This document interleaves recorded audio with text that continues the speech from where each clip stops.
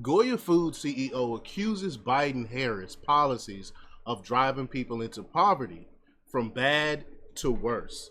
Of course they are. I mean, this is what everyone that's paying attention realize. Everyone that's paying attention, that's not misinformed, ill-informed by the mainstream media, they know what's really going on. I mean, it's everyone is struggling.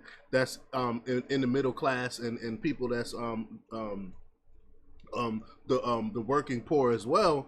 We're all struggling here, and it's all because of Kamala Harris and Biden policies. I mean, the facts are the facts. So we're gonna talk about that. We're gonna play the clip from the Goya CEO. But before we get started, go ahead and hit that like button, share this out so we can get this information out there. Subscribe if you're not already a subscriber, and hit that alarm bell so you know when I'm putting out new stuff. Also, check out my link tree in the description. It has a link to my Patreon. That's where I talk about things that I can't talk about here. There's also a link to my Instagram and my X account as well, where I post a bunch of news and information there as well. All right, so let's talk about this news now. This comes from Fox Business from Taylor Penley, and she reports that America have a choice between poverty and prosperity this November, and the candidates synonymous with each option is obvious. Goya Food CEO Bob Unanu argued on Sunday. So let's just get right to this clip here. Here we go. Trump rallying Wisconsin voters, calling out Vice President Harris's record on the economy after a weaker than expected jobs report. Listen. Harris cast the tie-breaking votes that caused the worst inflation in American history, costing a typical family $28,000. Think of that. Yesterday it was announced that we lost 438,000 full-time jobs in August. We lost 400, almost 500,000 jobs in August. We lost 24,000 manufacturing jobs, nearly 6,000 auto manufacturing jobs. Here to react is CEO of Goya, Bob Unanu. Bob, it's so great to have you on this morning. So you heard Donald Trump in Wisconsin talking about the economy, hammering away what he did versus what the Biden-Harris administration has done. How do you think that this is going to go in the debate? How will Kamala respond to these kinds of attacks and, frankly, data? Well, thanks, Rachel. So great to see you. You know, you have two records that are very clear. Donald Trump had prosperity, and the Harris-Biden administration gave us inflation and basically poverty. Absolutely true. Absolutely true. And the thing is, most mainstream media will not cover this. They will not be objective. In fact, I seen a clip from MSNBC.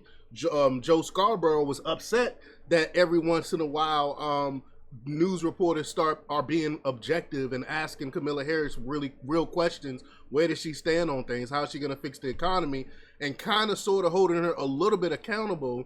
And you got people like talking heads like Joe Scarborough saying, no, you shouldn't be objective. You have to throw away your journalistic integrity and just start basically caping for Kamala Harris and stop comparing Trump to her, because if we give you more information, then you get if we give the people the more information, they're going to be more knowledgeable and more than likely with that information choose Trump, is basically what he was saying in that clip, which is just crazy. I should do a separate video on that. And they basically admit that they want to get rid of objectivity, because if anyone is objective, if you look at Kamala Harris objectively and compare her to Trump, the policies, the economy and everything, you have no choice but to choose Trump.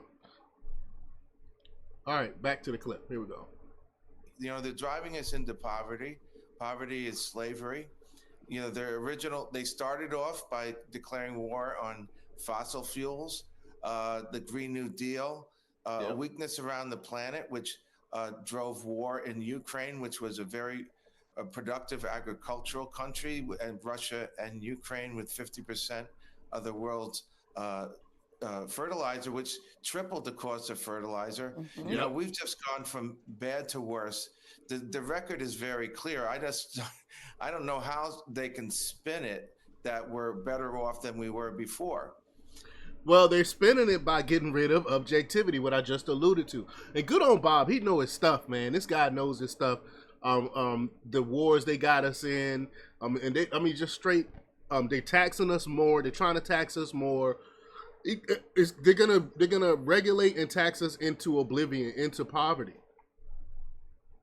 You know, I've worked 50 years. I'm 70 years old. The average Social Security check. The other inflation is taxes and Social Security. The average Social Security check is $1,200. Illegals coming into this country receive nearly $4,000 in benefits. You know, Listen to that. Listen to that. You get Social Security, you get $1,200. Illegals coming into this country get $4,000. Like, make this make sense to me. Make this make sense to me. Someone who actually put into the system, they actually worked, retired, and start getting some of that money back from the government, and they're only getting $1,200. Someone coming to this country breaking the law, they get $4,000. Make this make sense to me. we need to get up every day with purpose, God, family, work. And work is very important. You know, why educate ourselves to produce, to make a difference when the government says, hey, just stay in your bunker, don't get up, we're going to take care of you. There's no reason to, use this beautiful mind and body that the Lord has given us to produce and to work. Amen. Yeah, I think she's going to have a hard time defending this. It's going to be a very, very interesting debate, no doubt about that. Can't wait. I want to talk a little bit about what else you do on the side, because you're the CEO of Goya. You're clearly providing a great service to our country. You do a lot in Latino groceries especially and products, but you also give a lot. So this Thursday, Bob, you're going to receive the 2024 Hope Award from an organization that I am part of. I'm on the board.